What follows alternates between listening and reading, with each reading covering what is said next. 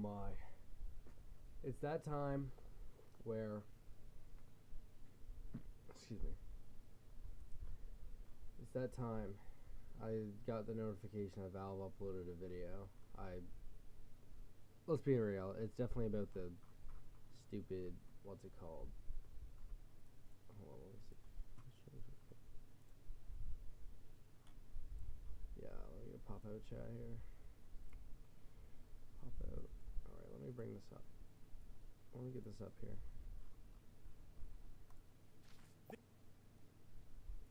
Steam hardware announcement. So obviously it's not Half-Life 3 because it's hardware. I didn't expect it to be Half-Life 3. I just, made the stream last night. This is Steam Deck. So Steam Deck is our powerful, portable, handheld gaming PC that lets you take your Steam library with you anywhere. Really? I don't even know why I paused that. I just want to take a drink. Sip my Pretty proud of blue raspberry. People who own Steam Decks have been playing everywhere, and we couldn't be happier with the response we've heard from all of you. We're excited to talk about the future of Steam Deck, but not today, because this isn't a video about the future of Steam Deck. This is a video about the future of Steam hardware. Today, we're announcing 3 new members of the Steam hardware lineup. All connect you with powerful. The controller's one, obviously. The new VR headset. I don't know what the third one is. Maybe it's that little box thing. PC gaming. All are optimized for gaming with Steam, and all are shipping in early 2026. Let's start with this one.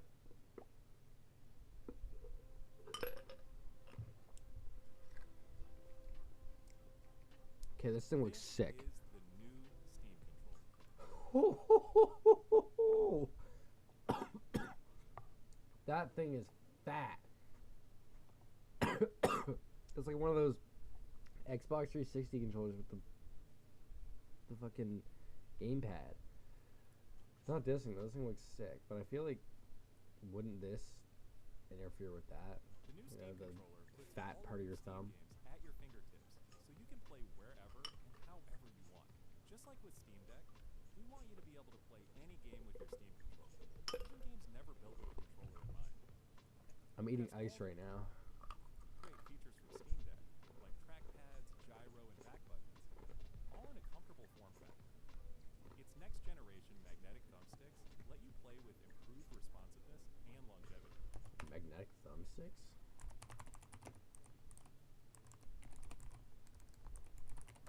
What is a magnetic thumbstick? Oh, it's just Hall effect joysticks.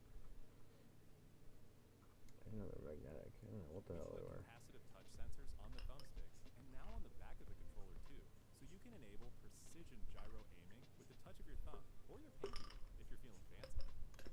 Play for way too long with a rechargeable lithium-ion battery that allows for over 35 hours of playtime. With Steam controller, Okay, this thing does look sick. I hope it doesn't cost like $1 million. That's why we created the Puck. The Puck is a combination wireless adapter and magnetic charger included with every Steam controller. Snap it on to charge. Once you're charged up, snap it off again. You can play over Bluetooth or a wired connection too. The new Steam controller works with any device running Steam or Steam Link, whether it's a PC, Mac, handheld, smartphone, Steam Deck, or the new Steam machine. Oh, this is the new Steam machine. Okay. Whoa! Oh, that thing is bigger than I thought it was gonna be. Holy crap! Holy crap! Is this for the VR? Is this like a new Steam console? Steam Machine is a powerful gaming PC in a It's just called Steam small Machine. but mighty package, designed for your games on the big screen. It's quiet too, which is crazy since it's 6 times more powerful than a Steam Deck, powered by a discrete, semi-custom AMD GPU, enabling 4K gaming at 60 frames per second with FSR. Steam Machine runs SteamOS, made for a bigger screen, built for gaming in your living room, your office, or wherever you play. So, I wonder if they're gonna have a different kind of Steam OS for this thing, or like big picture mode, or maybe big picture mode will just be the same. I don't know. I think it could work, but maybe they're gonna have it because they said for the big screen. So it leads me to believe they're gonna maybe roll out a different version of big picture mode With the rest of your PC at accessories, some point. Steam Machine borrows some great features from Steam Deck, like lightning fast sleep and wake, an SD card slot to easily expand your storage, and bring some new tricks of its own, like a customizable LED strip, which can show different system functionalities, or your own light show. Steam Machine is a PC, so run whatever software you want, and it works with all your favorite desktop and gaming accessories. Steam Machine is designed to work hand in hand with the Steam controller, with the low latency wireless connectivity of the Steam controller puck built right in. And it's I don't see a market for this. I really don't. It's just so easy to build your own computer, small form factor or not, to fit your needs, that I don't see, like, and there's pre-builts and stuff out there, not necessarily good, but regardless. But it's nice to see kind of like a Mac Mini equivalent to something like this that's actually Linux based. I like to see that. I suppose the micro PC market is, you know, I take back what I said. The mini PC market is pretty damn. It's a lot bigger than I thought it is. I'm just not in that sector because I just build my own computer, so I wouldn't know. But I do see all the time sponsorships and people using mini PCs in all kinds of workflow scenarios. So, you know what, maybe there is a good market for this, but I always see those mini PCs, they tend to be a little expensive, on the more expensive side, and they're not for gaming. They're meant for day-to-day work or more expensive ones, professional-ish work. And then if it's meant to be kind of like wherever you want, but like also treated as a console too, I don't know how that's going to work out. We'll see though. I might be wrong, but I don't know what market this is trying to get into. The console market, the mini PC market, both markets, the gaming market and the professional market.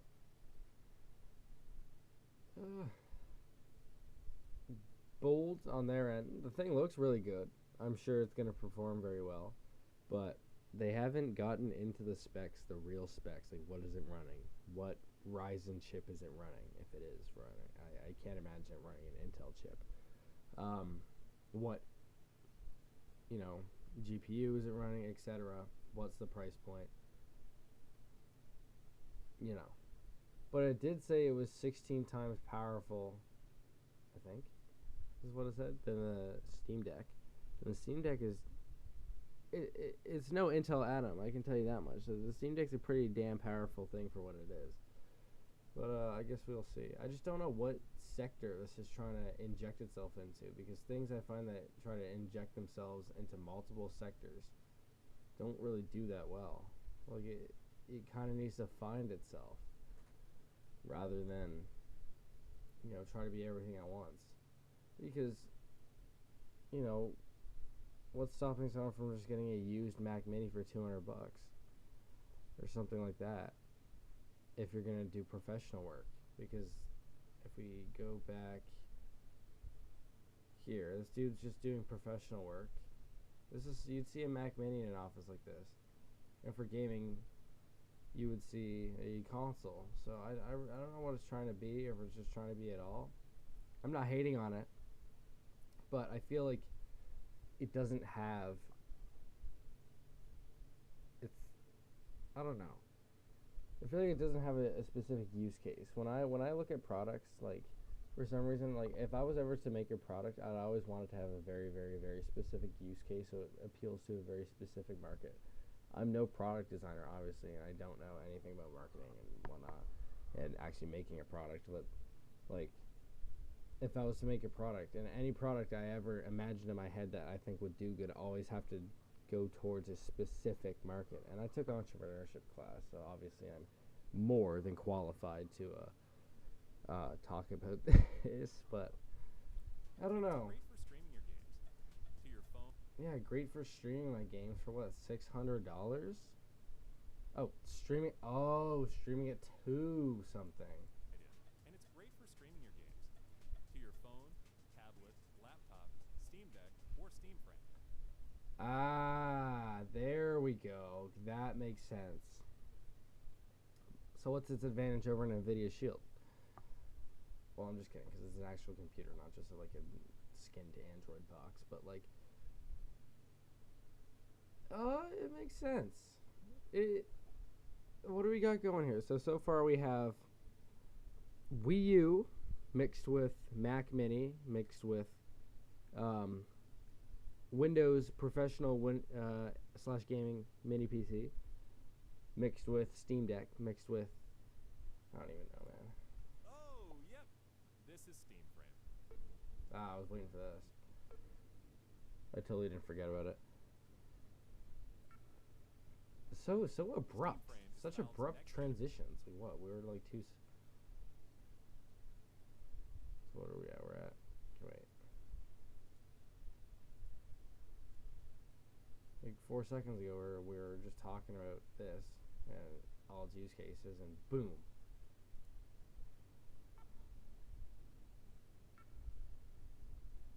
Steam Frame is Valve's next generation VR hardware. Stream all your Steam games, VR and non-VR alike, in this comfortable, lightweight, wireless VR headset. Steam Frame uses camera-based tracking, so getting into your games is as easy as slipping on the headset and waking it up. Anything but Half-Life 3, man. Anything but Half-Life 3. Steam Frame controllers, including but are designed with all the Index is what, 10 years old now? 2015? I remember Dan TDM making a video on it. the inputs you need for your VR titles, like So. motion controls and capacitive tracking for all your fingers, as well as When did Steam Index come out? When did slavery end? When did Steam Index come out? Oh, damn. I'm thinking about the... No, I'm not thinking about this. I'm thinking about the... I'm not thinking about the Index. I'm thinking about something else. I'm thinking of the... First VR headset. What is the sort? What is this?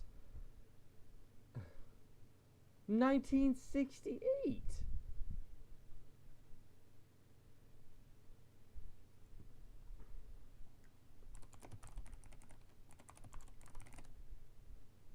Okay, HTC Vive is what I'm thinking of. I don't know what I'm smoking right now. 2019. I guess we are due for an update. a split gamepad Been layout 6 years. with your whole Steam library. They even feature the same magnetic thumbsticks as Steam controllers for responsiveness and longevity. I hope it doesn't Steam Frame cost a also lot. pairs seamlessly with the new Steam controller. Because I would buy this just to play Half-Life Alyx. To make sure streaming is smooth and stable no matter what, Steam Frame includes a wireless adapter that lets you stream your games from your PC to your headset over a fast and dedicated Wi-Fi 6 connection. And the game is streamed to your frame optimized for VR, using new technology that allows for the highest resolution streaming exactly where your eyes are looking.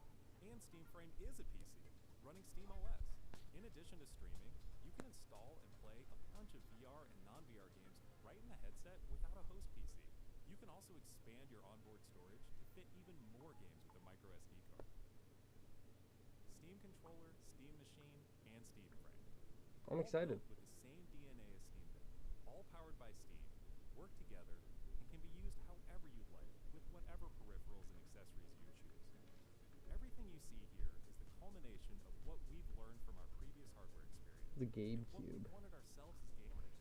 Powerful PC gaming in an open ecosystem, giving you more ways to enjoy the games you love and discover new ones.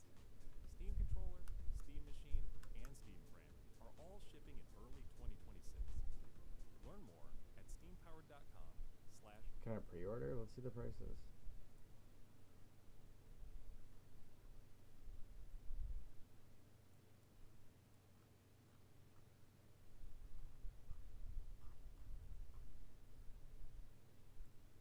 hardware.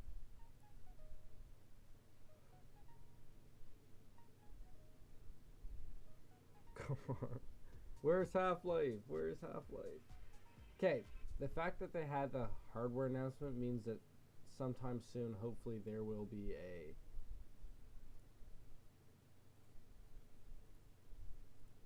Okay, so it makes no difference whether I was like, what the hell. Hopefully there will be a software announcement very soon.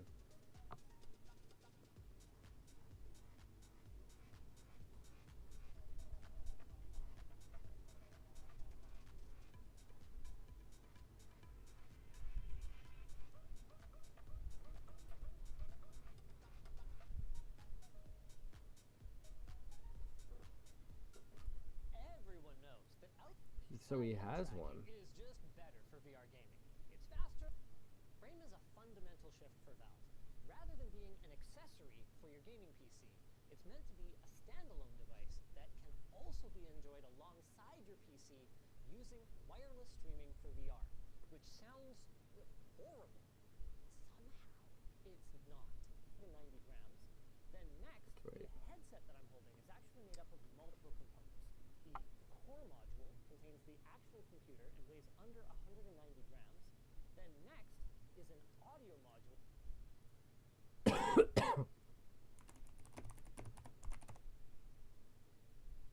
So like half a pound. That can be detached with three That's not that much. the foam gasket. It's like Then a there's the head strap glass. and a battery pack that is cleverly positioned to help Like a coffee mug. device improve comfort and also to make it a little bit I killed my $1,100 3DS? What? easier to cable manage if you wanted to have an external battery pack. The optics are, simply put, flipping incredible. Yep. Like other leading headsets, they're using pancake lenses, but unlike some other headsets that use pancake lenses, there was very little in the way of internal... When is Half-Life 2's birthday? November 16th.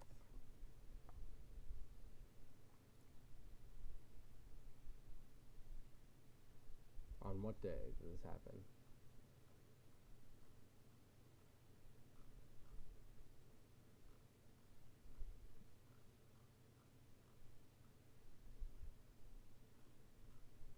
Did it tell us about how Half-Life 2 came out?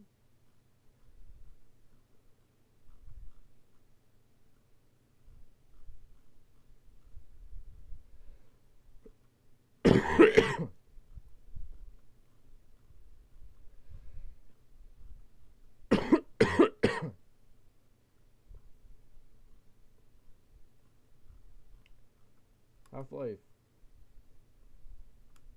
Wow.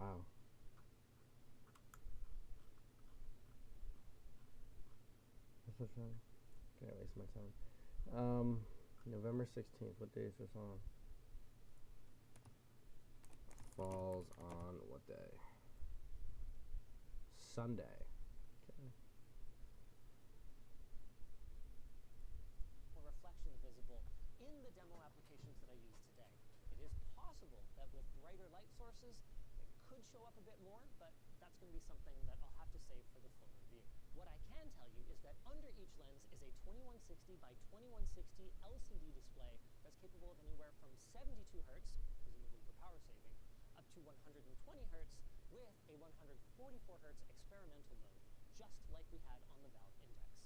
As for why Valve decided to use LCD rather than OLED, it basically came down to the light losses due to the pancake lenses. Since I'm pointing at them, on the inside of each lens, maybe you can even see them from the cross-eye view, is an eye tracker that's obviously going to be great for social VR experiences, but perhaps more importantly, enables Valve to do what they call foveated streaming, which I'm going to have to explain. If I ever had this, first game I'm ever playing is Half-Life 2 RTX on my PC.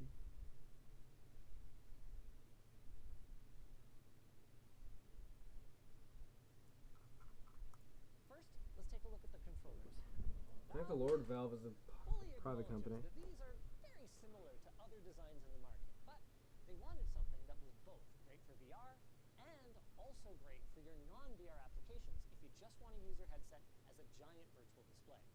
And they still managed to add some Valve touches to them, putting capacitive sensing on all input surfaces and on the grips, so you can still do 5-finger tracking just like the Knuckles controllers from the Valve Index. They have 2-stage actuating triggers, 2-stage actuating grips, which unlocks a ton of control customization. They use the same magnetic thumbstick as the new Steam controller for better reliability and a very small dead zone.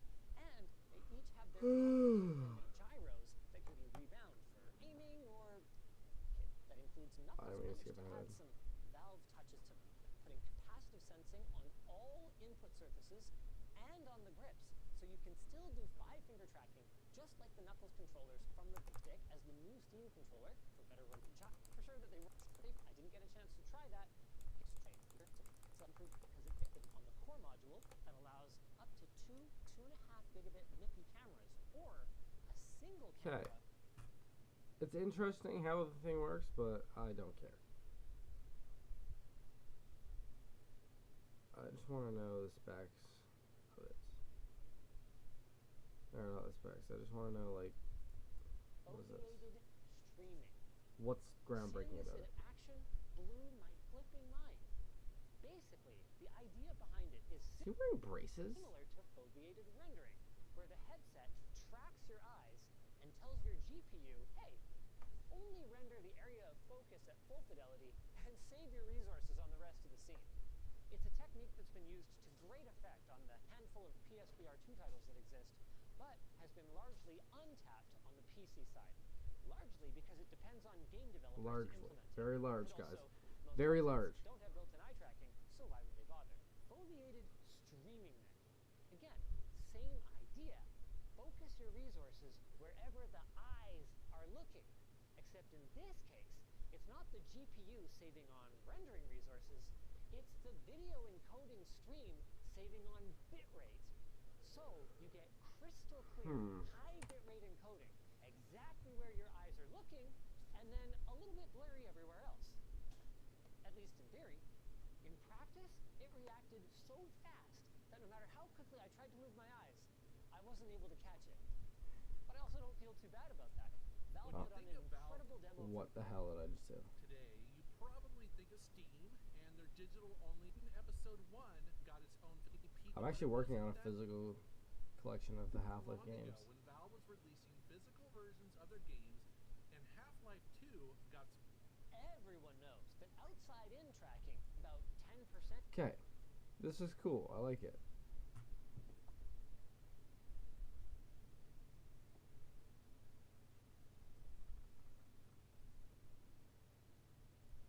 Hey everyone. Now let's get to some nice stuff as well. Half-Life. This was 4 hours ago. The Half-Life Half-Life community 3. just woke up from hibernation because after years of silence, something big might finally be happening. Around a month or so ago, maybe 6 weeks, give or take, a newly That was the big thing, though. Was Valve gonna release a game alongside that?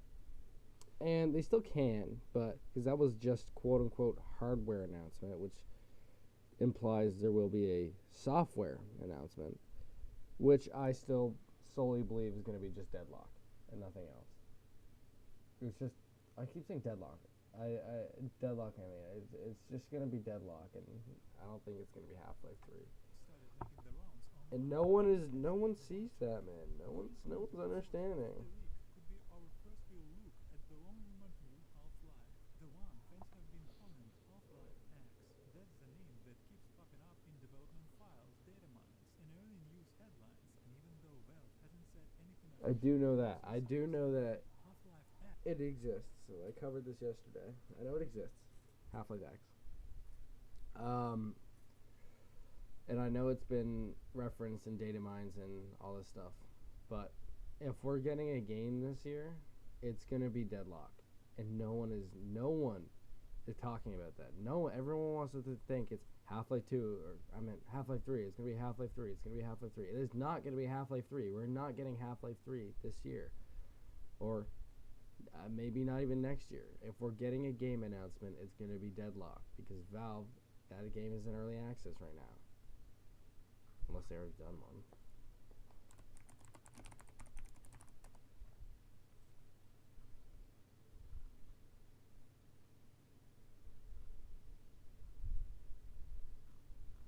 Like, we don't have an official video.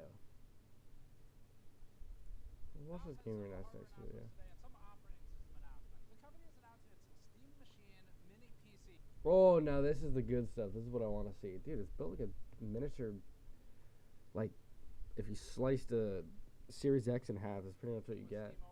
Also, It's kind of built like a small little HP NAS. What am I talking about? HP NAS.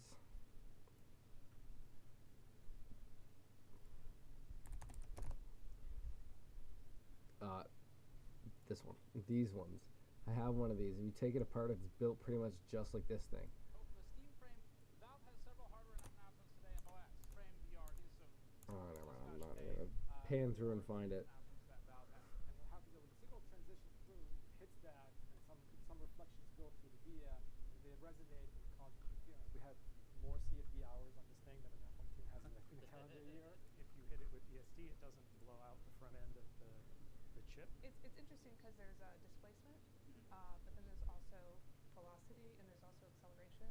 Some details remain nebulous. The release for all of this is sometime in 2026. The Steam Frame, in the very least, they're Early. early 2026. 2026. Pricing is TBD, but we have kind of rough estimates where we were told the Steam Machine, so that's the computer. It's like kind of, it's not really a console. I mean, it's a computer. It just See, kind of looks like it. He doesn't even know what it is. He doesn't even know what this shit is supposed to be. Like, we don't know the target market for this thing. It just exists. Position like a console, but it's more open than that. That is supposed to be priced as what they called a quote entry-level computer, and they made sure to specifically say it would be not priced like a If it's $300, like if this thing costs like $300, it's a steal. If it costs any more, nah. console, but like an entry-level computer. Maybe Where that range 400. falls is kind of a personal choice for everybody. But Like I don't know what you consider an entry level computer. I consider an entry level computer a like $400, especially in the mini PC market. $300 is entry level, and then like I guess in a full size desktop, entry level is maybe like $500, $600.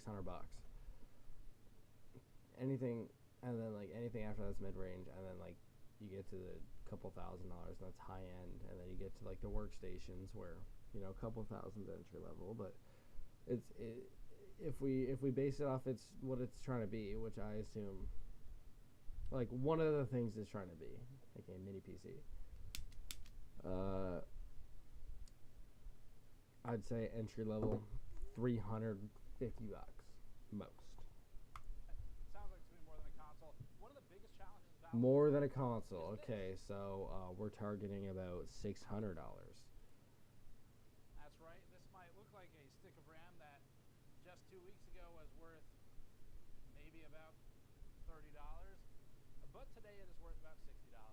And so we'll see how that Why, is there like a RAM market shakes out. Is there a RAM shortage right now? I'm so out of touch with like computers and shit. As they approach the launch 2026 for the Steam Machine, but that's definitely going to impact pricing decisions if it's still crazy like it is now. Valve told us that the Frame headset won't be priced higher than an Index. It was not specific though on which SKU to bundle. Good lord. Yeah, I'm never getting this thing. As for this video, we're going to focus on news and engineering interviews for each component. We have at least 2 separate videos coming up after this. $1,000 USD, by the way. We split them because it was like literally all engineered. It was actually we have a lot of cool information. I'm just broke, and I'm just coping with it. Chop it all up and put it in here. So we're gonna have a separate video on acoustic, thermal, and power end.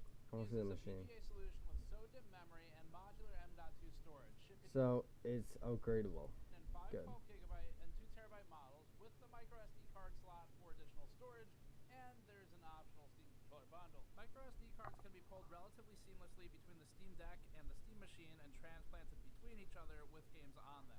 Should be simpler than Windows in that way. The CPU is an AMD 6-core 12-thread Zen 4 processor with its IGP fused off, and the GPU is a separate semi-custom RDNA 3 28CU chip that supports All right, here we go. Where's he getting this?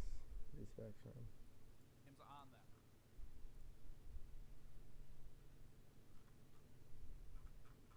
I want to get a good look at this Should myself. be simpler than Windows in that way. The CPU is an AMD 6-core 12-thread Zen 4 processor with its IGP Semi-custom.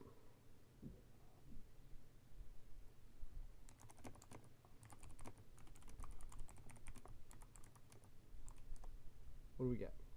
7,600. That's honestly what I was expecting in the range of.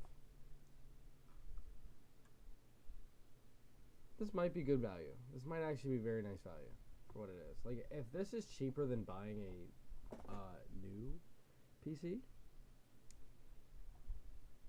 but actually, this was like 2 years ago. That 7th gen was 2 years ago, so it might actually be 9th gen. But still, like, if this is a $300 CPU, but if they ended up getting stuff like maybe a 9600X, 6-core 12 thread Zen 4, actually is. I don't know my Zens, man. I don't know my Zens. Whatever. Used off, and the GPU. 30-watt TDP. That's pretty fucking tiny. RDNA 3. What? That's the chip. I know that. So it's an RX 7000 series. All right.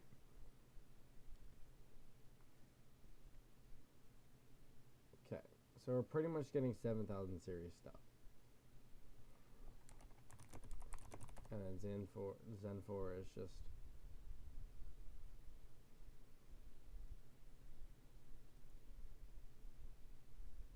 Zen 4 is also, I don't know, Zen 4 is also included in, it might even just be an 8000 series. Is a separate. Because those are, I think those are integrated. Or like they're BGA, soldered onto a board, microchips. So it could be an 8000 series. If that fits Zen 4. Now this is an AI overview, but we could be getting a 8000 series. That makes sense. But it says integrated graphics. And I don't know if that aligns with the 7000 series GPU of some sort we are getting. 28 CU chip that supports ray tracing, which is RDNA 3 does. The 28 CU solution is paired chip that supports ray tracing, which is RDNA. All right. There's different gens of ray tracing? I'm an idiot. The hell was RDNA, like the 5000 series? Like a 5700X stage? RDNA 3 does. The 28 CU solution is paired with 8 gigabytes of GDDR6 VRAM. Ooh. Yeah, I would pretty much call it. And then RDNA 3 was the RX 7000 series, so the 32 CU RX 7600 would be relatively close by pure CU count comparison. There's other specs to consider as well, but just by CU count, this would be a little bit below that. System memory is separate at 6. So it's like it's quite literally just a laptop variant of a 7600 XT. Laptop memory. For rear ports, the Steam Machine has one DisplayPort 1.4, one HDMI 2.0 with CEC, one gigabit per second Ethernet, one USB Type-C 3.2 Gen 2 10. Man, I don't see a huge market for this thing. I really don't. It's a shame. It's a cool PC. The only selling point is if they have to undercut the rest of the market by having like a humongous quantity of these chips and being able to get them on very cheap so they can sell it for very cheap. If you can get performance, better performance, like a lot better performance out of this than you can build by building a PC for the same price, this has a market. A ports. There are also at least in my eyes. Type A ports in the front, 2x2 Especially for its size. And another 2 separate antennas for Bluetooth and one specifically for the Steam controller. Actually, out of the box, it ships with a market I never considered. My cousin said he wanted to build a PC just for gaming because he has a Mac and it doesn't work. But he didn't want a console. He just wanted something he could sit back and play games with. This thing is a PC, will run the games, but it also works seamlessly with the new Steam controller. Might just send him the link to this. This would be okay. I'm starting to see the market now. Now that is kind of a niche market, which is not unnecessarily bad, but I see the appeal to it. But he's like in his 30s, so maybe this appeals to older people, like, or not old, like obviously not old, but like older, not teenagers, obviously, but I just don't know. I really don't. We're just gonna have to wait and see. But nonetheless, I'm excited for it. It looks sick. It's gonna be cool. It's gonna be great. But I just don't know how well it's gonna do. With SteamOS, although you probably didn't need us to go to Seattle to tell you that part. That much seems obvious. Our biggest immediate concern by looking at this is definitely just the thermals. Looking at how closed off the box is in general. Oh, look at that fin stack. It's more than half of it. It's like 2/3 of the whole thing. There's not a lot of space at the But bottom. That's where most of the air is going to come in. There's a little. the air is coming from the bottom, but the fin stack's at the top. Should we be? Oh, never mind. It is. Okay, I'm an idiot. I was gonna say, how's it blowing air through it? But if it's still sucking through the top, and how's it blowing it out? For this size machine, 120mm fan that's used as a pull solution. So that'll pull through the bottom. Oh, and the pulls holes in the through. front. It'll pull a lot through the holes in the front if you remove the. Those are gonna get really dusty. Those are gonna get really, really, really dusty. It's acting like a vacuum. It's just pulling air through. I don't know how well that's gonna be, but I'm no designer. I'm not a hardware designer, obviously, and this is still not out yet. But I feel like that would clog up very easily with dust, because it's pulling in air, especially from the bottom. If you look under your, and you can't even deny it, if you lift over your PC right now, there's a bunch of dust bunnies under there. Like that is one of the dustiest places ever. And I don't even have fans underneath my PC. It just collects dust. So this thing is going to get clogged very quickly, and especially with the one fan and the limited cooling solution as it is, you will see thermal throttling issues very quickly. I will imagine. Front panel. Especially with his beefy, like it's not beefy, but for its size, the amount of performance they seem to pack into this thing is 7,000 to 9,000 series Ryzen CPU equivalent, and a slightly low, like a smaller 7600 just with less compute units, but I'm sure it will still perform somewhat the same as that is an older-ish card now.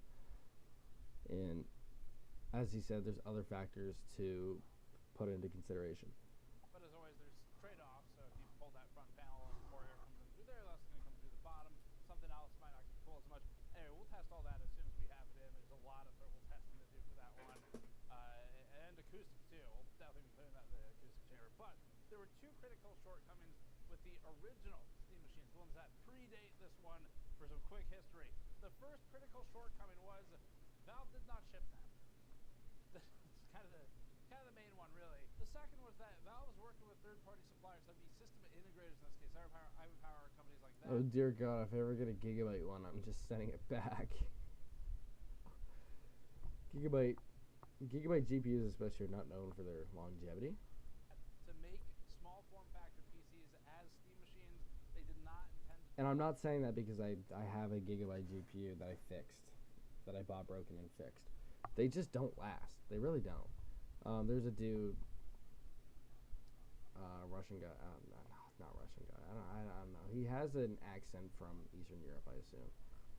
Northridge Fix, and he said Gigabyte cards are cancer. Like they're just awful. And he just hates anything Gigabyte cards because they just. He said there's a very, very, very low chance to fix it. I don't know if he's Russian. I just made a very, very bad generalization. I don't know. But he has an accent. I mean, like he has an Eastern European accent. Do large first-party runs at the time, other than a beta run, and there wasn't really a great reason to use the 2015 version of SteamOS from that time. It was nowhere close to where it is today. SteamOS just was a much higher path of resistance than using Windows, and Windows wasn't yet at SPI non-heat capacity. Let's see.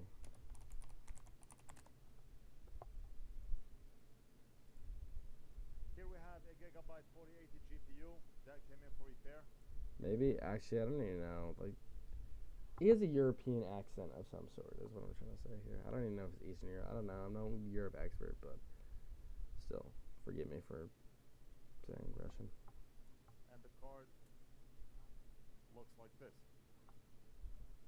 Now I do see a sticker from Gigabyte on the back here, which means the card was mailed over to Gigabyte. And Gigabyte, they put Regardless, I swear I remember him saying he doesn't like Gigabyte and how those cards tend to be very low on the savability scale. And so essentially, we just feel like now is the right time for us to make these happen, just because we finally feel like we have the software and the hardware pieces all figured out. Yeah, but do you have the market? Do you have the market? I can think of one example where this could be useful. Like that useful, like really useful. For like a personal example for someone I know. I just feel like it's too broad to where that like a very, very, very, very, very good use case is actually niche. Hard to explain, but you know what I mean. The SteamOS experience on Steam Deck, people love it. They love the convenience. We're seeing a lot of people use their Steam Deck to dock to their TV. This thing looks sick though. I really oh. This is okay, so it's sucking in and it's blowing out. This is gonna get clogged very, very, very quickly. They must have a clean office. They must live it. Their office must be a vacuum cleaner to be able to design it this way. Primarily, to us, that just means that that console experience is there.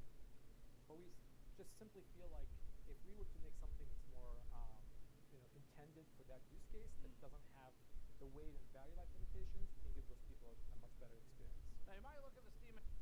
He doesn't even know what it's for, and he made it. He doesn't even know what it does. Unless I'm just not understanding. Like, is it meant to be a console? Is it meant to be a mini PC? What the hell is it meant to be? Machine in our footage and think, if not console, why console shaped? And it's really simple. It's because it is a small form factor computer. That is all it is. It's an SFF PC with SteamOS on it. So why is he just saying it's a console? Did not ship that. It's kind of as Steam did, but by all accounts, the SteamOS experience on Steam Deck, people love it. They love the convenience. We're seeing a lot of people use their Steam Deck to dock to their TV. Primarily, to us, that just means that that console experience is there. But that console experience is there. It's meant to, maybe not meant to be a console, but it's heavily influenced to be a console. Just simply feel like it's literally built like a console. It comes with a controller. It can be bundled with a controller. Something that's more. And then it's a mini PC. Like, what is this thing meant to be? Like, what? Intended for that use case. I'm not even hating. It's cool. Like, it's cool, but like, I just don't see what it's trying to do. The weight and value life limitations, we can give those people a much better experience. Now you might look at the Steam machine in our footage and think, if not console, why console shaped? And it's really simple. It's because it is a small form factor computer. That is all it is. Yeah. Okay. Yeah. An Nice one. SFF PC with SteamOS on it, and that's a good thing. That's really what we want because it has most of the modules. Like, yeah, it's cool. It's cool. Like, it is cool, and but I feel like SteamOS is meant to be like a console. Yeah, you have desktop mode, but it's meant to be like a console. But then you market it as can do professional work as well, like, and the small form factorness of it, like, good for an office environment. It's like you're trying to be like the jack of the trade when I feel like that just won't work. But as I said, I'm no marketing genius. I'll tell you that much. I took entrepreneurship class, and that's my only experience. Of computers, so it doesn't have the CPGB, those are BGA solutions, but you can still open it up and change things. You can access BIOS, so we're talking about that. Valve says it's more like a laptop-style BIOS in that it is not going to have as many options as, say, like the Asus motherboard for desktop or something. But they did say that, quote, you can play around with frequencies. There's some level of tuning you can do. See, he's running Blender, Steam, and programming on it. But it's built like a console, and they made sure that the target for console is there while just being a regular, like. And then you have the price point. It's gonna be priced like a console. What the fuck are we doing? BIOS. We asked Valve about go with the BGA's N4 solution rather than something socketable, seeing as that benefit from AM5's likely immortality if it's anything like AM4, and Valve considered modular CPUs and GPUs, but settled on soldering both chips to the board. Yeah, I wouldn't say that. I'm not surprised. Like, a lot of manufacturers don't like if we go back 20 years ago, it wasn't common to see, like, or it wasn't uncommon to see socketed chips, but we don't see that now, and I don't personally believe it's because of removing repairability. I think it's just because of the tolerances of stuff and cooling and whatnot. Like, I'm not surprised, and I'm not heartbroken that stuff isn't socketed, because then they wouldn't even be able to have that custom chip either. They wouldn't be able to have that custom, semi-custom chip that is made for the specific use cases that this mini PC is intended for, which I still have no idea. But, you know, This means it's not upgradable because they're soldered to the board. I genuinely think they just wanted to make a PC, just for fun. And no shame in that. But it gives them more control over it, makes it smaller. The CPU has a peak frequency of... And another thing they mentioned is they wanted it to appeal to the console users. You're not going to move this thing back and forth from the living room to your little home office just because, like, I guess it can do two jobs at once, but, like, just plug your Steam Deck in. Like he said lots of people plug their Steam Deck in, so he made sure that console experience is there. Yeah, but you're not. If this is meant to be a mini PC for other things other than gaming, you're not going to have it in the living room. You're not going to have a keyboard and mouse in the living room. I've seen that done before. I've done that in my own house. It is not a fun experience. Having a computer hooked up to the big ass TV and then having a wireless computer with that is not fun. It takes you a year and a half to drag your mouse from one side of the TV to the other. 4.8 gigahertz from what they told us, which sounds similar to an R5 7640U. It's not exact, but it's kind of getting there. It falls short of something like an R5 7600 from desktop. The silicon's off the shelf. It's an AMD semi-custom solution, so Valve worked with AMD to do some tuning on the CPU. It's not a lot from what we understand. It sounds like basically they fused off some parts they're not going to use, like the IGB. They did whatever tuning they want to do on the volt frequency curve, and then otherwise there's firmware customization, software customization, of course, and then the fusing off of certain elements. Now, the 28 CU GPU, from what Valve is saying, operates typically at about 2.45 gigahertz under load, although its peak opportunistic boost would be higher. If you're familiar with AMD's terminology, they sort of have two boost states. One is like a nominal boost under load, and then the other one is peak opportunistic boost. I mean, I was on the motherboard, so I'm really proud of how small it is for what it is. It's, both the CPU and the GPU is on it. We use the same firmware modules with everything, so both the CPU and the GPU. Okay, I gotta run that back. I actually just was not paying attention. This means it's not upgradable because they're Yeah. 4.8 gigahertz from what... We already went over this. It's pretty good. Almost 5 gigahertz. Can't complain with that. Especially for 30 watt TDP, the size of the machine. I think this thing is going to pack a real punch. I do. If they just marketed it as like a game console, genuinely, I think it would do better. Because that's what the Steam Deck did. And that has many PC capabilities. You can go into desktop mode with that, I think. I don't own one, but I'm 99% sure you can, and use it as a mini PC on the go. So, why are they kind of flipping it around as this is a mini PC with console capabilities? It should just, like, what do you think the OG Xbox was? It was just a PC. It was still, but nobody thinks of it like that. They think of it as the console. It was marketed as a console, even though it had a Pentium 3 in it, pretty much. They told us, which sounds similar to an R5 7640U. It's not exact, but... Okay, that makes sense. That makes sense. It's kind of getting there. It falls short of something like an R5 7600 from desktop. The silicon's off the shelf. It's an AMD semi-custom solution, so Valve worked with AMD to do some tuning on the CPU. It's not a lot from what we understand. It sounds like basically they fused off some parts they're not going to use, like the IGB. They did whatever tuning they want to do on the volt frequency curve, and then otherwise there's firmware customization, software customization, of course, and then the fusing off of certain elements. Now, 28. Yeah, I don't see a market. They need to market this thing one or the other. I think they should just pull a Steam Deck move and like, this is a console, not a mini PC, but it can do mini PC shit like the Steam Deck can. Better. Not this whole jack of the trade all in one thing, because you kind of really can't be one or the other. Well, like, it's portable, I suppose, because of its size, but still, it's just gonna be a pain in the ass moving this from your office to your fucking living room. And as I said, you're not gonna want to, like, I mean, you don't have to. You can just get two, I suppose, but you're not gonna want to have the stupid keyboard and mouse in living room. That just sucks. Okay. CPU, GPU. Do we get to see the BIOS?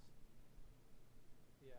Primarily space, Actually, wait. 10 watts. We asked See what him. chipset Let's see this dude Valve talk sends about it. routing all of the I/O through the CPU. I like to see what Valve itself is actually saying about it, This is an option with AMD. You can just go through the I/O die on the because they really didn't say a lot about it in their announcement. They announced it, but it was vague. CPU. That is something Ish. to support. We asked about the VRM. We'll have to wait for the teardown to get final answers, but here's what they said. Here's what Yazan knew off the top of his head. The 6 voltage, phase for the GPU. Okay. 6-phase for GPU. Okay. VRM. I've actually completely forgot about VRM cooling. Those things are gonna get hot. So another thing. I suppose the South Bridge, the North Bridge, or whatever the bigger one is, it just gets hotter. They both get hot, I think, though. And then for the CPU, we have. I never considered those. 2 or 3 phases. I don't remember exactly. The problem is like there's different rails, and so like the GPU does like 6 phase for core, 2 or 3 phases for memory. But the CPU, Okay. it's At least they're telling us. Like, they're really transparent about it, especially this early on. Like, the thing, like, they just announced it today, and they're really transparent about just board level things, like how, like, the phases of the GPU's VRM and what voltage rail, like the voltage rails and whatnot. Obviously, it's 12 volt, 3.3 volt, and 5 volt, like any other normal system, unless they went 24 volt, which I doubt. Or even 48 volt, which I also doubt, because I don't see why that would ever be a thing ever. And it's got RGB on the front, which I assume is either 5 or 12 volt. But regardless, very cool. Nice to see. This is what I like about Valve. They're very transparent. 4 phases. Okay. Split between different rails. BSOC and core and whatever. Yeah. Power is handled by a 12-volt solution. It's only 12 volts. On a pure technicality, it's not necessarily 12 VO in the sense that it is using a blade connector instead of going through cabling. So this helps with a lot of things, primarily space, but there are other benefits as well. And it's a 300-watt power supply that's mated directly to the motherboard with the blade connector. How many watts? So this helps with a lot of things, primarily space. Where is the power supply in this? Pure technicality, it's not necessarily 12 VO in the sense that it is using a blade connector instead of going through cabling. I just assumed this thing had external power supply. A lot of things, primarily space, but there are other benefits as well. And it's a 300-watt power supply that's mated directly to the motherboard with the blade connector. Valve. Huh? Are we dead ass right now? Inbuilt power supply. They had every opportunity to just have it. Okay, maybe transferring this thing room to room isn't as cancerous as I thought it would be, but still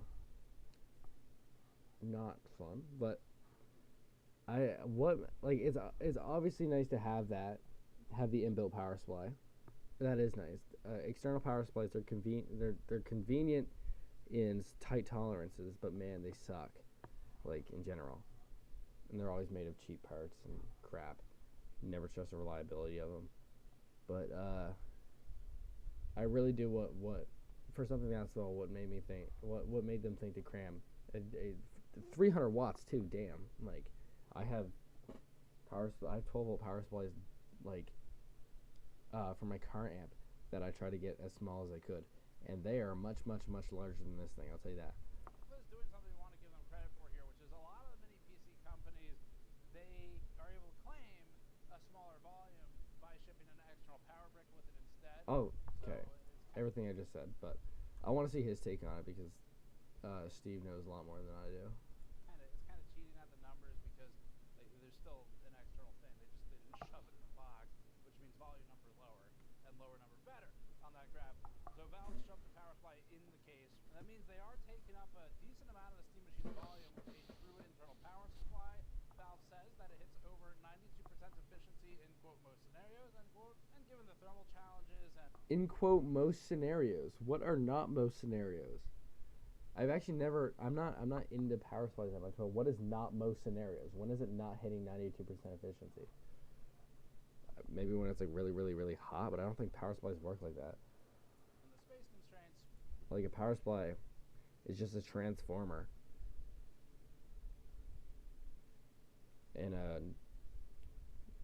it's just what it is. It's a transformer and a bridge rectifier and a voltage regulator and some filtering caps.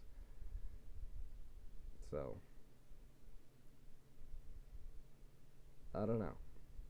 We think it's cool that they shoved it in here, and we're looking forward to taking it apart more. We spent a lot of time thinking about airflow.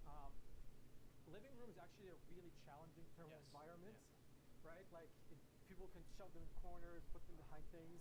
So we thought about how do we have intake and exhaust that is hard to block. Somebody was not really thinking about it. Like so we have bottom intake, so airflow kind of just. That's just gonna get blocked by dust so unbelievably quickly, though. Like if I lift up my computer right now, underneath my desk is just gray and full of dust. I should clean it, but that like even within like 6 months, this is gonna be clogged to death. And I'm sure that you don't want to take apart the machine to give it a nice clean. Like this thing is gonna struggle. This thing is gonna struggle regardless. Around the front here through here. Okay. And then we've also have perimeter intake here, 360 again because it's really hard to block every single one of those. Right. And then finally we have exhaust on the back. So okay, so the attached here. where's my mouse? Okay, there is intake on the front. A little bit. That's more reassuring. Much more reassuring. All the way against the wall, so you're always guaranteed some space. Now, the legs are short, which we pointed out, but Valve says that its goal, for whatever this is worth, and we'll do all this testing once it's in, but was to fit under a 6-inch shelf in a media unit. We probably don't need to test that. You probably just look at a spec sheet for that part. But the thermals we're going to test, and that makes sense for a living room environment. They said he goes at the beginning, living room's a very challenging thing to design the thermal system, the cooling system for, because people are automatically going to want to put it in like the corner. And then he puts short legs on it so it can go in a shelf. It's not going to get cooled in a shelf. It's like putting my computer in the drawer of my desk. Or like, not the drawer, but the big drawer underneath. Get some space. Now, the legs are short, which we pointed out, but Valve says that its goal for I don't know, I'm skeptical. But if Valve's going to do it, if any company's going to do it, it's going to be Valve. Like, they do it right. Like, you can tell there's always, like, love put into stuff. All the designers are always very passionate about everything they do. whatever this is worth, and we'll do all this testing. We once saw it's that in, with the Steam but Deck. was to fit under a 6-inch. But how I look at this is literally just a Steam Deck without a screen. And that's how they should market it. It's just a more powerful Steam Deck without a screen. Because the Steam Deck can also do mini PC things on the go. It has that desktop mode. Shelf in a media unit. We probably don't need to test that. You probably just look at a spec sheet for that part. But the thermals we're going to test, and that makes sense for a living room environment.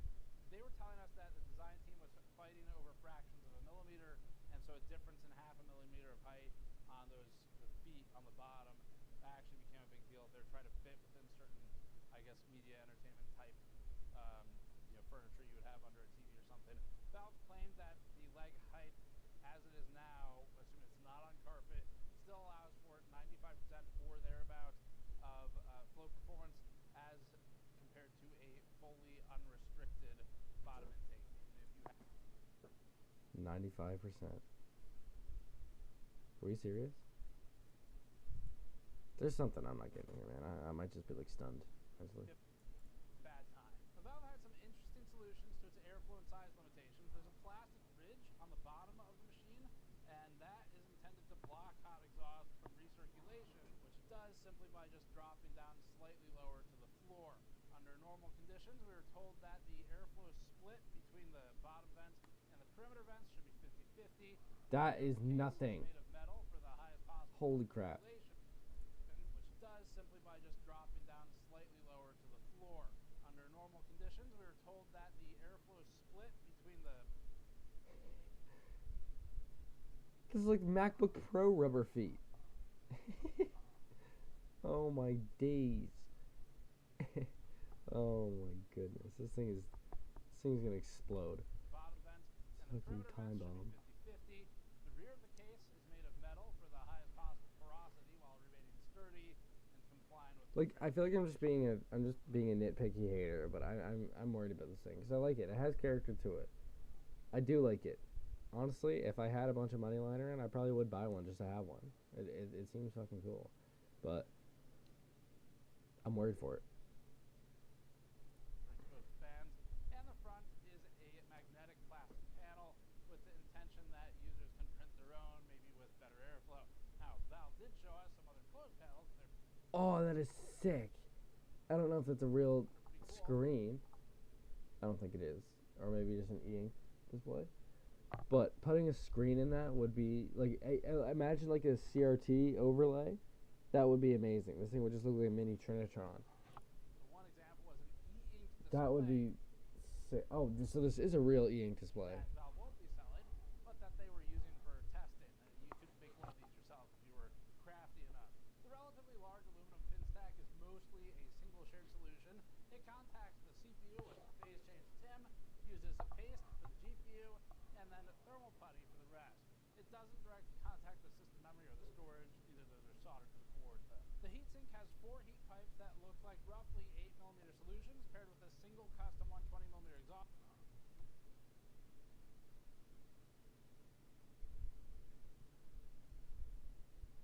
Hold up.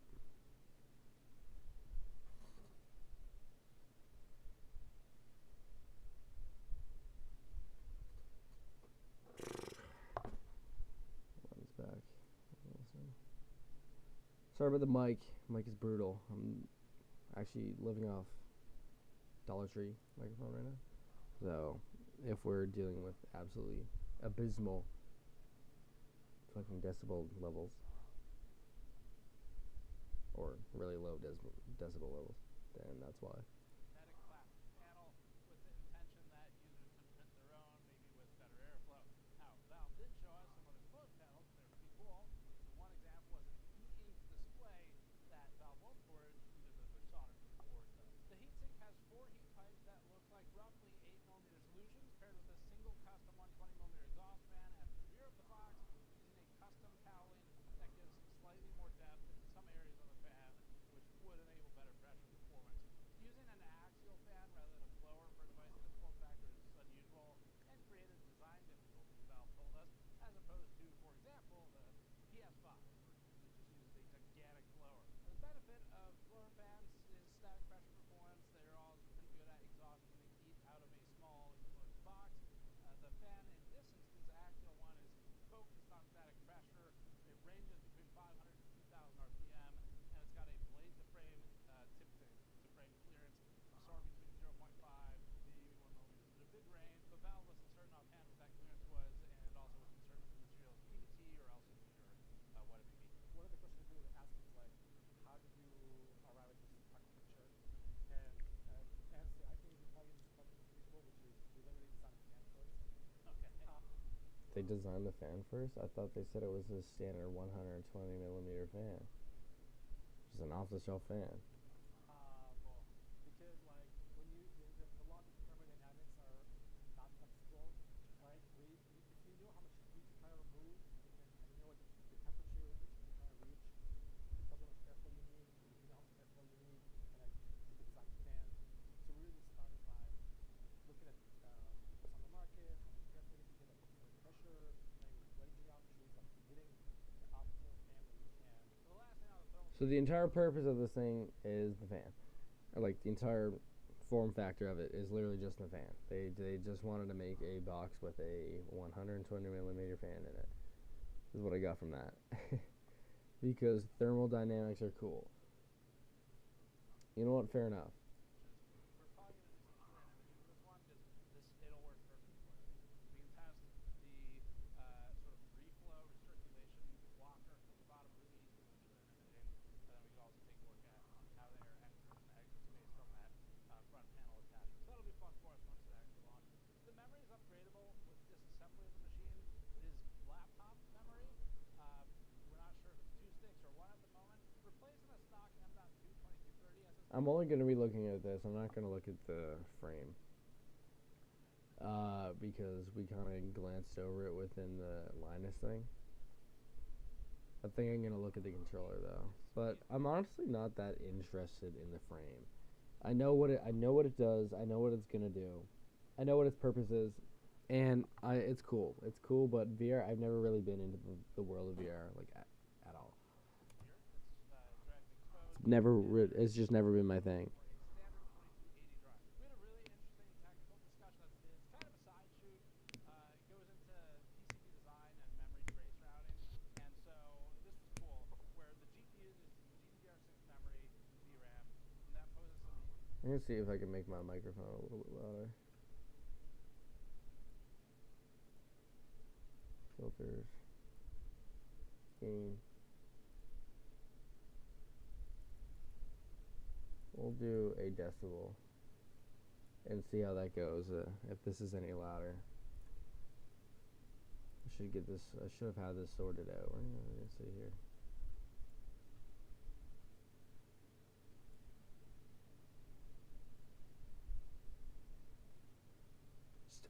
Yo! Started streaming 6-7 minutes ago.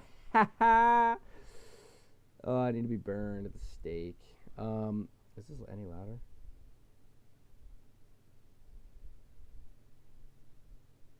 Honestly, I want to get a good balance between loudness and actually like it being distorted, which I don't want it to be. I'm gonna crank this up. We're gonna get 2 decibel. How's that?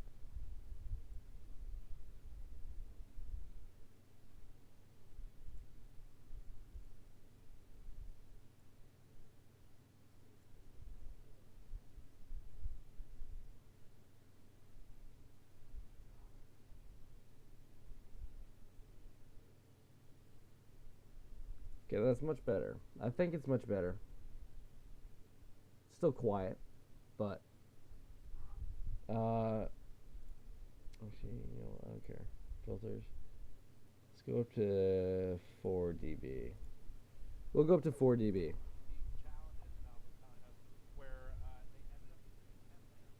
We'll go up to 4 dB. Hopefully it's a lot louder now.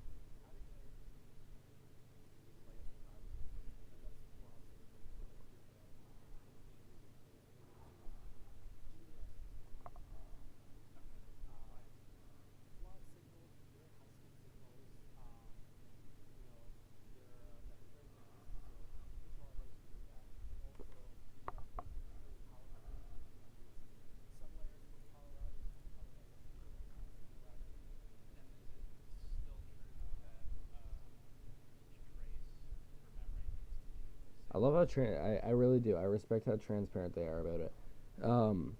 Like this dude is generally talking about the memory channels and the routing. The thing hasn't even been released yet. We haven't even we barely this thing has been known. Like it's been known that Valve was making a little console, but it's been announced for genuinely like 6 hours, and this dude is telling us about the phases of the memory, or not. Oh, fucking stupid. Not memory. The phases of the VRMs for the GPU and the CPU. Just casually telling us this, giving us a little teardown. Like why the form factor is the way it is. The memory trace routing. This is incredible. Like no other company ever would do this, even in a product that has been out for a while. Like no other company would ever do this. Just casually talking about the memory trace routing.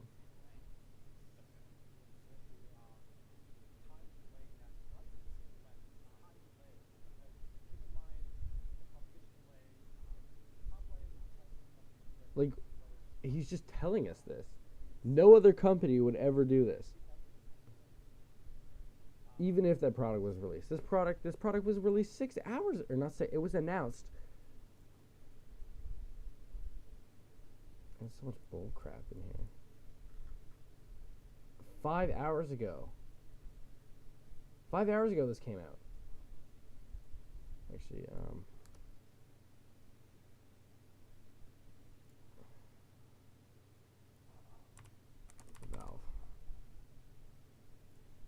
Valve. 6 hours ago. 6 hours ago they came out. This thing was announced, it was announced, and we're just, and what we're learning about. When was this published? Hard to see. 6 hours ago. As this thing was like officially announced by Valve, and we get to know like how the board design, the phases of the memory, or VRMs, not the memory, but the voltage regulator stuff. Incredible. No other company would ever do this.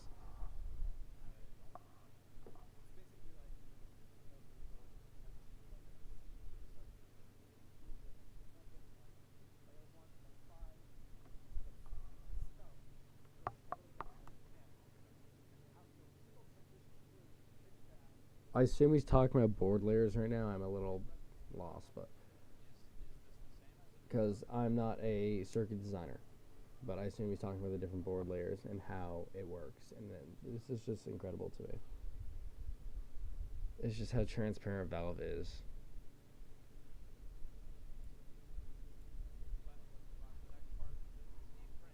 Oh, I don't really care about the Steam frame. We already glanced over it. Is the frame ARM based? Am I stupid? Wait, hold up. We might have to take a look at the ARM, or we might have to take a look at the Steam frame.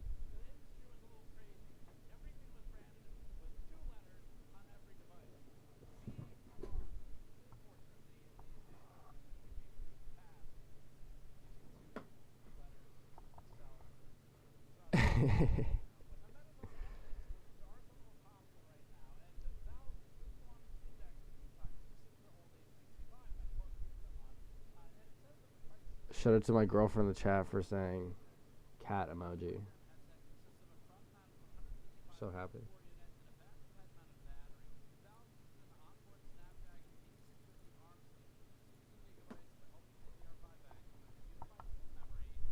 Yeah, okay. I didn't know that. I'm not surprised. Why would I think it was going to be anything else? It's ARM based.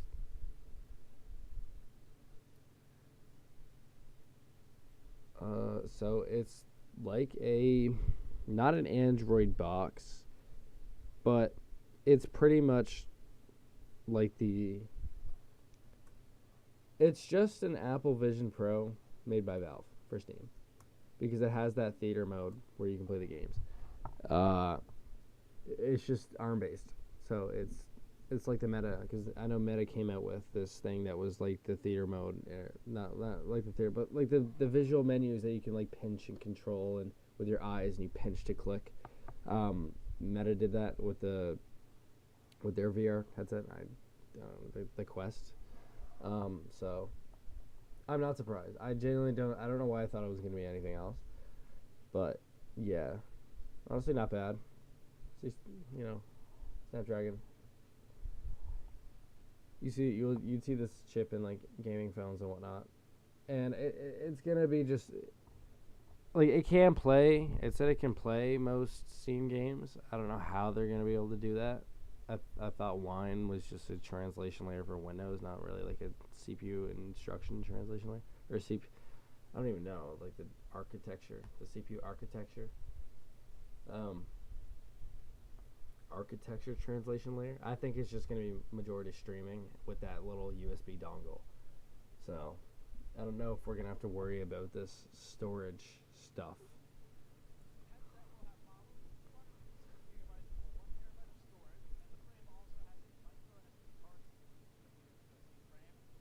I want to know how SteamOS is going to run on ARM. I'm actually genuinely intrigued. I'm really excited. We got a good lineup for 2026. We got a really good lineup of new tech. I am excited. Now, am I going to be buying any of this shit? No, I am broke as hell, but I am excited to see how this is all going to turn out, especially the Steam machine.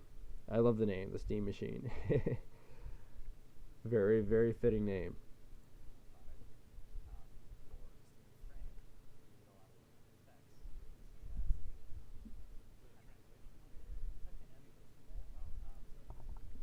So this is going to emulate an Intel CPU, or not Intel, but like a AM. I think it's called. Wait. It's i386. It's AM.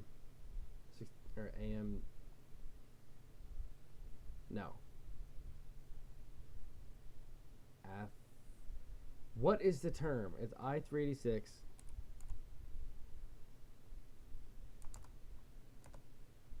And versus oh yeah, it's just AMD 64. For some reason, I was getting AM4 and AMD 64 mixed up. But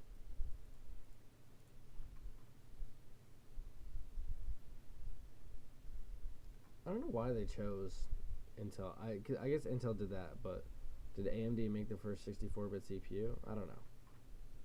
I'm not up to date on my logic. No wait, I don't want to watch that. This is interesting, man. I'm really excited.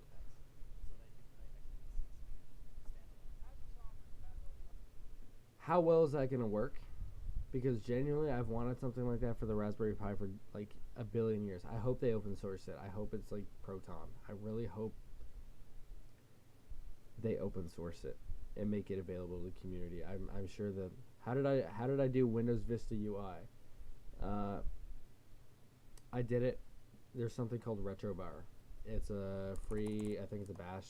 Or not Bash script. I'm an idiot. That's Linux. It's a script of some sort, and it lets you change what you want. It's a shell script, I think. I don't remember how I did it. It was an exe file. I know that.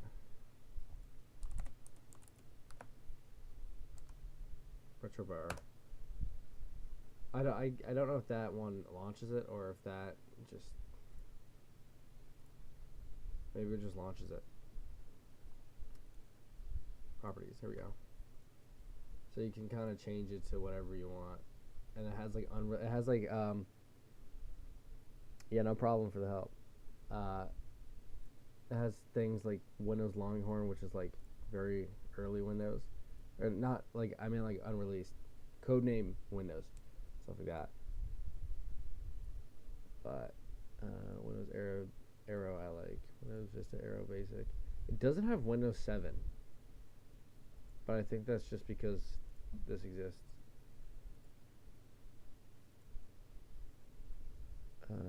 Windows ME. Still, you get the idea. Well, it's got some nice stuff here. I always liked the Silver XP bar. I did like that. I'm gonna go back to Windows Vista Aero.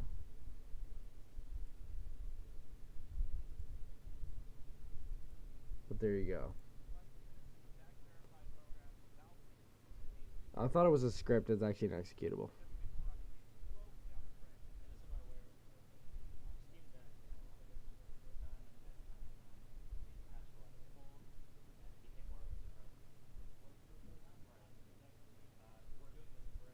No, I must say, with the work they've done with Proton over the last like 5 years, Proton's incredible. I remember when Proton couldn't even run Granny.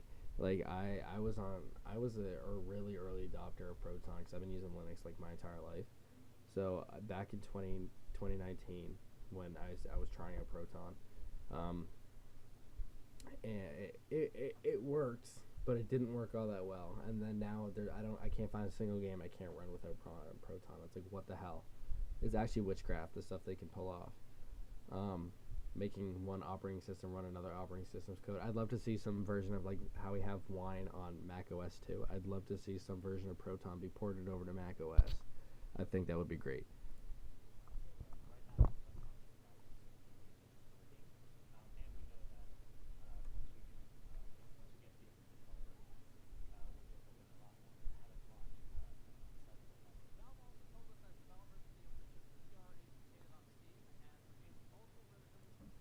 Okay, I take everything I said back about the Steam frame.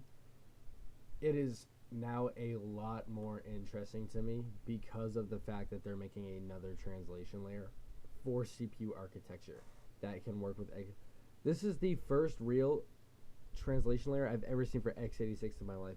This is a dream come true for me when I was 12 years old using my Raspberry Pi.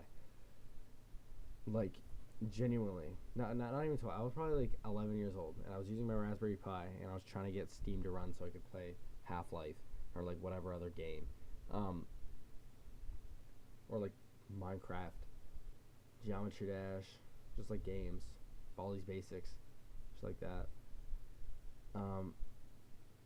Wow, I really hope that they open source it, because that would genuinely do wonders for like all the ARM and mini PC. You are gonna buy a Steam machine when it launches. For what? I'm gonna ask you this question. What is gonna be your use case for it? What makes you want a Steam machine?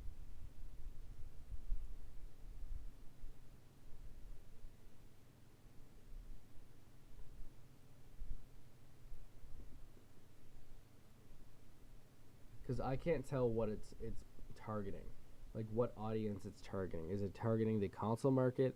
Is it targeting the mini PC market? Is it targeting both? I don't get it.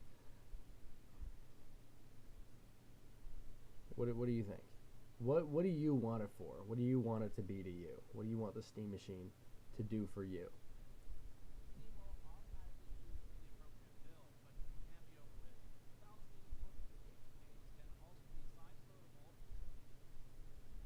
So is it running a version of Android, or do they just add APK support?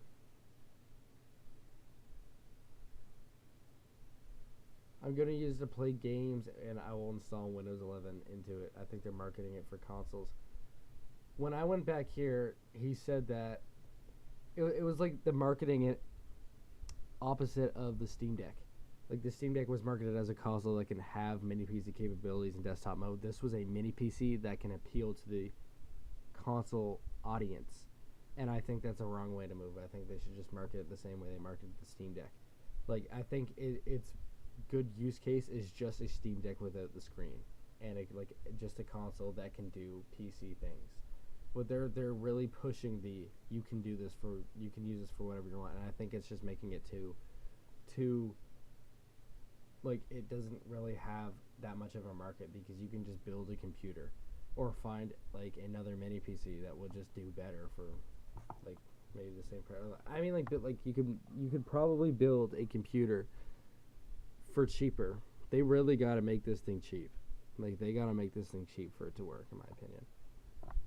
And I don't know how well Windows 11 is going to do it, because it seems like they have a lot of very specific things in SteamOS. Like, even other Linux distros, I think, might even start to struggle on this one, unless they do have some kind of custom boot camp where you can have all the proper drivers and everything. It's pretty much just off-the-shelf hardware, but they do state it's semi-custom chips. So, you're obviously going to need the fan scripts, whatnot, everything for fan control, proper fan control. All those little sensors, all the custom work, everything needs to have its own custom drivers. And I'm sure Windows 11 might work, but I don't know if it's worth it. If you're just going to use it to play games, unless you want it to play games that don't need kernel level anti-cheat, or if you're going to play games that do need kernel level anti-cheat, I think I would just keep SteamOS on it. I think SteamOS is a great option, especially for people who don't know how to use Linux. If you're doing it because you don't know how to use Linux, then I'd say take the time to use SteamOS as it is, and it will bring you into the world a little bit, unless you don't really care. Which, it's your money. Do whatever you want. I'm not here to boss you around and tell you how to spend your money and how to use your console that you bought with your own money. I'm not gonna do that, but I'm just making suggestions here that I think would be good.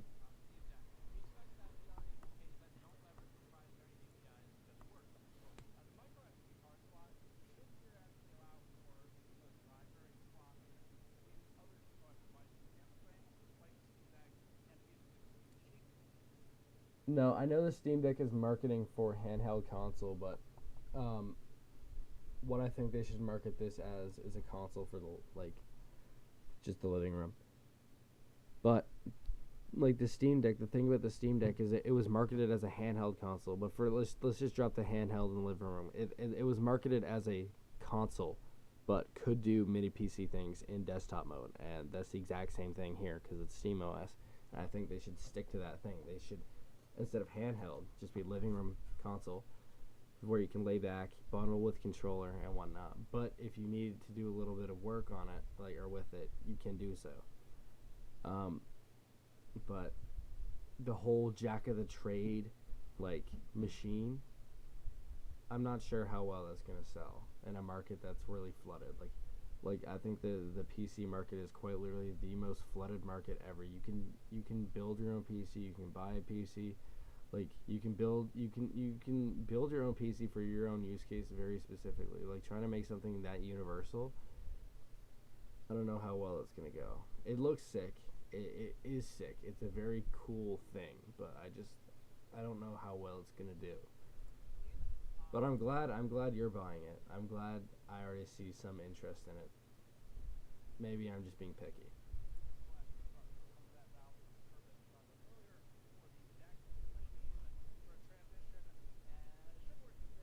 I'll just have the chat over here.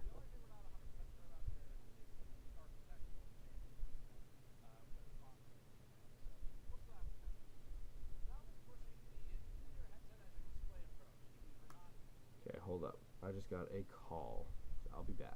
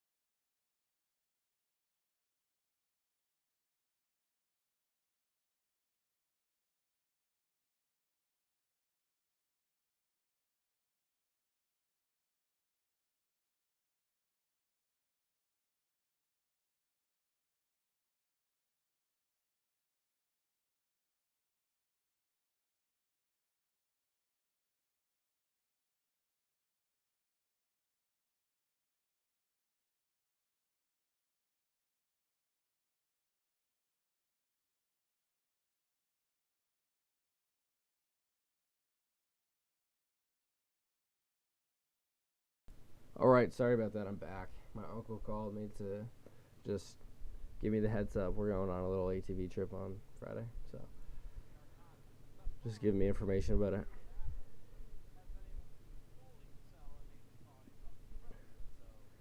Okay, what am I missing here? I gotta go back and refresh myself. So this is the brains, and then we got this little thing here, and these buttons, are they like latches or something?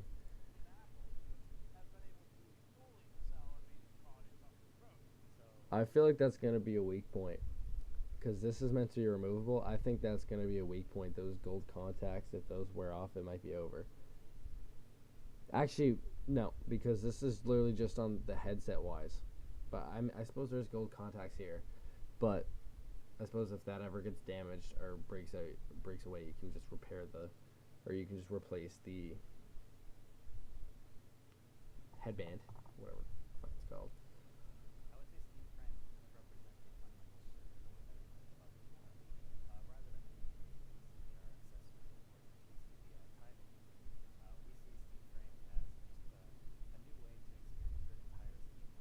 But I mean, haven't we had that with the MetaQuest, just a Android phone inside of this? Besides the incredible technology that I can't even understate this, the incredible.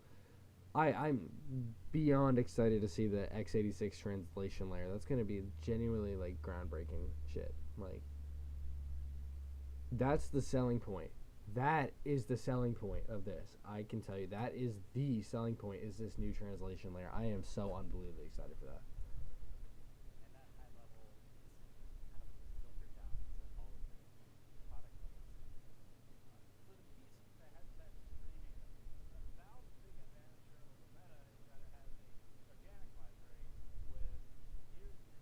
Yeah.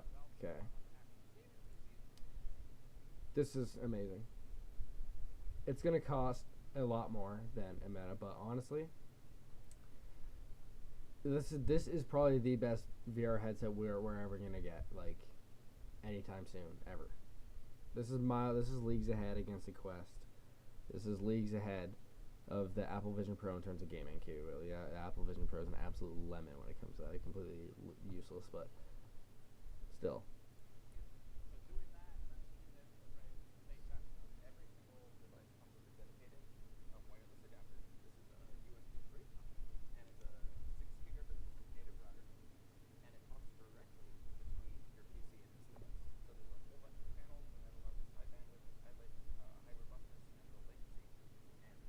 The amount of people that are probably going to plug this into their front panel headers and not their motherboard. Now, I'm only saying this because a lot of front panel headers are still USB 2 rather than 3. And that USB 3 connector is really easy to, like, damage. And it's really a pain in the ass to, like, remove. So I assume a lot of people also don't use the USB 3 header like me because I damaged it. Trying to pull it out. So this, I really hope, I'm going to see a lot of people plug this into their USB 2.0 front panel headers, and it's just going to tank it. So plug this into your motherboard where it is USB 2.0 or 3.0.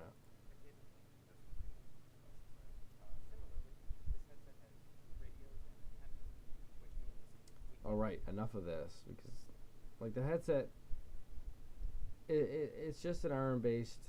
It's pretty much an Android phone that runs Linux. Okay, it's pretty much just a Linux phone, ARM-based Snapdragon processor with a crazy, amazing translation layer. I want to get onto this controller. I don't know enough about this controller. I want to learn more.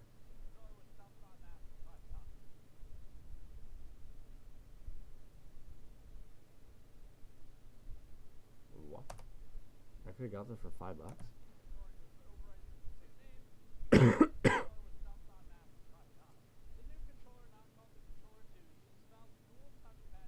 What's this middle one? Oh, it's the same controller. It's an idiot and didn't process. I only looked at this one and this one. I just thought this one was like some prototype, but it's the exact same as this. I love this controller. It has a really sweet place in my heart, even though it does suck. It does have a place in my heart.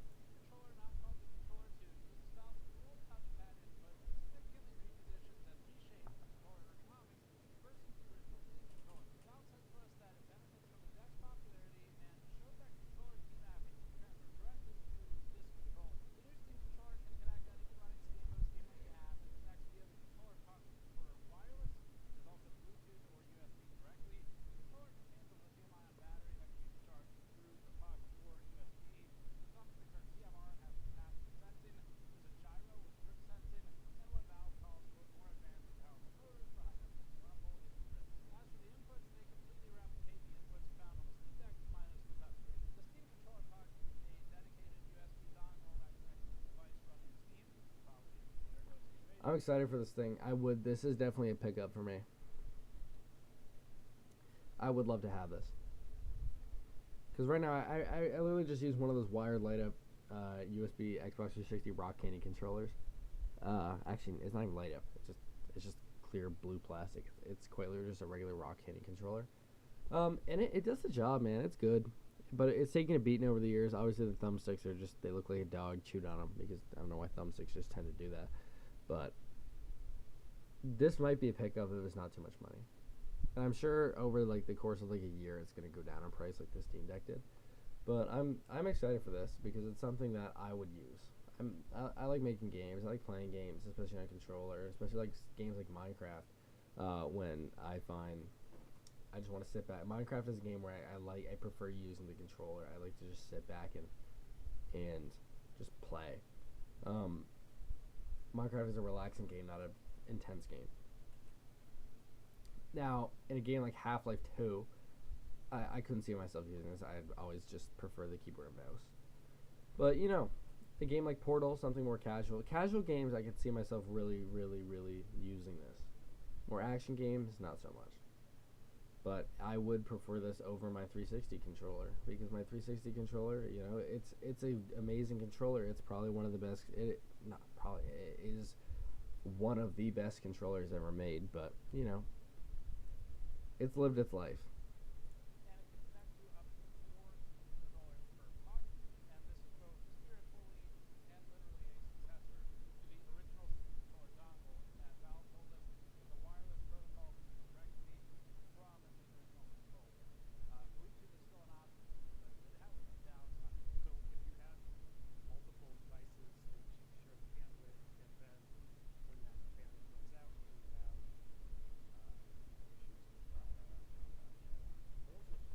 different pieces having different capabilities, different environments. It's more about consistency than anything. As involved with Bluetooth as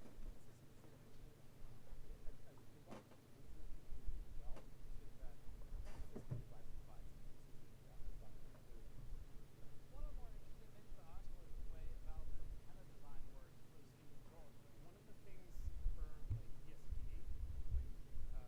when you have to go through compliance on a product, you have to zap it. Okay, this is what I want to see. I want to see the guts of it. So, is that where it's got a deck microphone, so that happens already found this off the shelf, where they customize. Reminds me of a PS4 controller for having those contacts with the little ribbon cable go over them for the buttons. Are these off the shelf, or they customize for the sticks that you guys use?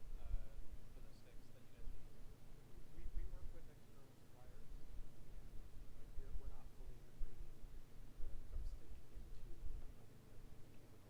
the thumbstick into the mechanical housings, but we're using off-the-shelf suppliers. The controller contains a 6-axis IMU and passive grip sensing that can dynamically turn gyro controls on and off. So they really have something impressive. Like, it's more than just an announced product. It's pretty much just it's a final product in its final stage. They say early 2026. I was hoping this would be around for Christmas. Okay, chat rates up. Who is speaking? Taking a break. Who's dinging your line? It was my uncle. Your microphone input is so quiet. I set my volume to max. Anyways, bye. Just saw this message on my homepage. Half-Life 3, never. I know. I'm gonna actually die. But I am actually very excited for this. I am excited. I know my microphone input is very low. I can't do anything about it. It's just a bad microphone. I tried to up the gain as much as I can on OBS without getting distortion. Suppose I can try it a little bit more. I'm at 4 dB. I'll go to 5.2 dB. I hope it doesn't start to clip or anything. I hope this is okay. But oh my gosh. My microphone is very quiet. Anyways.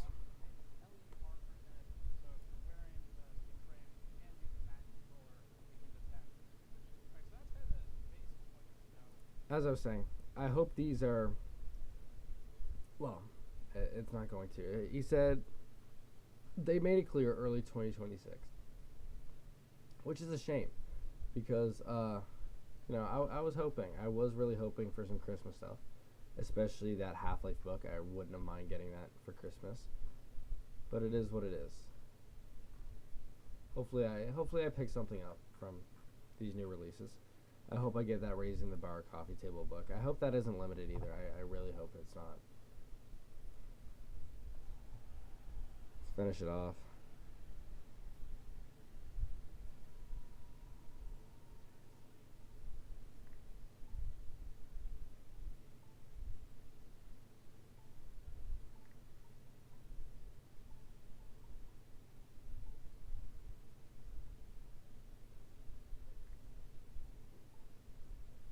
The recommended videos always get me. They always get me.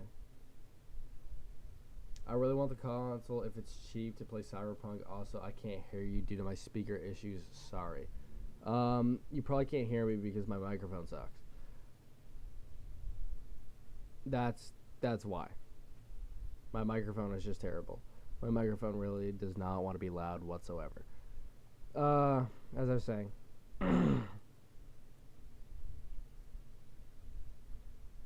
I should turn down my desktop audio. I really want the console if it's cheap. It's not going to be cheap. They said it's going to be a little bit more than a console. Might be able to play Cyberpunk again. Well, you can play Cyberpunk on a Nintendo Switch, too. You can play Cyberpunk on anything. There's like, not anything, obviously. It's known for not running the best, but still. Oh, it pisses me off that everyone's saying that they can't hear me.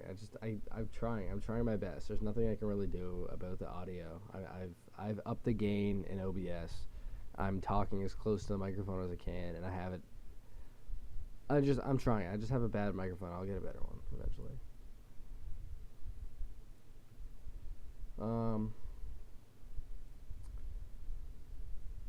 Anyways, I think I shared my thoughts enough. I think I shared my thoughts about this whole thing enough.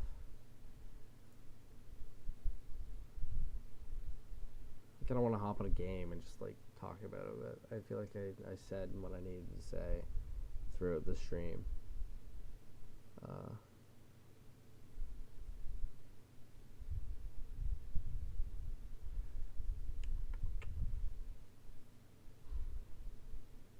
I'm excited. That I am. Do a quick little overview. Like they say, early, coming 2026. Target early 2026. But I was really hoping like this, at least the controller or something would be available for Christmas time. Or the book. Raising the Bar. Half-Life 2. Really wanted that new book.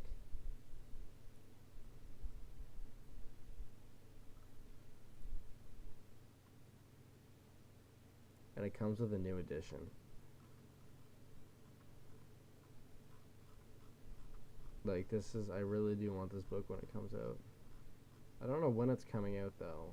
When we should expect this.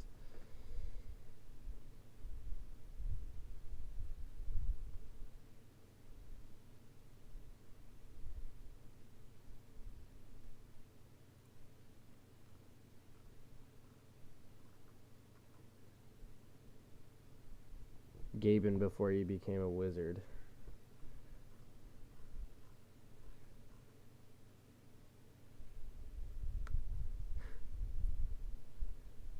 What a life, man. What a life this probably was. Having the big old CRT and just getting to work on Half-Life 2 all day. The crunch was real, but still, this was an era I wish I was around for. Not like I'd be in this office anyway, but still. This is just cool. This is just so cool. All of this is cool.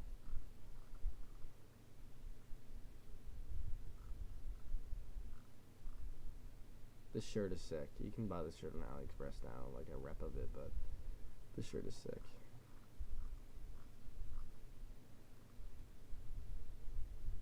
Anyways, well, I think I'm going to end it here. Thank you, everybody, for watching. I'll chat right up. see what he said. Here we go. I gotta respond to everything beforehand. I have a deck currently as my main gaming machine, but 40 FPS with frame gen is a horrible experience. I play lower end games. That is true, but it is a handheld console. But for Cyberpunk, I don't know if you're gonna get the even with that new one, I don't think you're gonna get what you're looking for out of it, because it's still it's a beefy thing, but it's still a very compact machine that has to deal with stuff like mobile BGA chips. It seems we're getting a 70 Ryzen. Oh, I don't even know what the fucking CPU is. Ryzen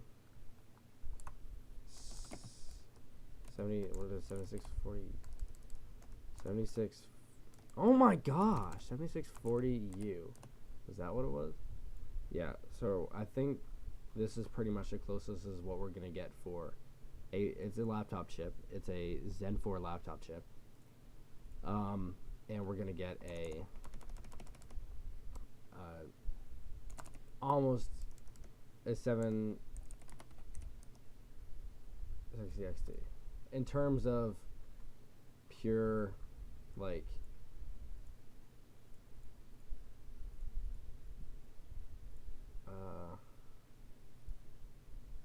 compute units. It has 28 compute units. This is 32. Those are your specs. Those are your specs to go off of. Minus a little bit since it is such a compact machine. You might see some thermal throttling, but if even on the Steam Deck, if you had to do that, if you had to do all that just get the games to just even run, in a playable state, I don't know if this is going to be the console for you. But it is I think they said 16 times more powerful than it. So do your research, do your benchmarks. This is what you have to go off of. This GPU and the 7640U CPU. Do look at some benchmarks of those for the games that you want to play and see how it performs, and then see if you want to buy that console or not, or just build your own computer. Other than that, if you do that modding capability that you won't find on any other console, I'm referring to it as a console at this point with mini PC capabilities. It is a console to me.